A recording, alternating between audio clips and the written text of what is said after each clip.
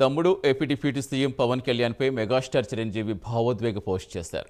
పవన్ మాటలు తమ జీవితంలో అత్యంత విలువైన జ్ఞాపకాలు గుర్తు చేస్తాయని తెలిపారు. తాను చూపించిన ప్రేమ, చేసిన త్యాగం అన్నయ్యగా తన బాధ్యత, ఆప్యాయత మాత్రమే అన్నారు.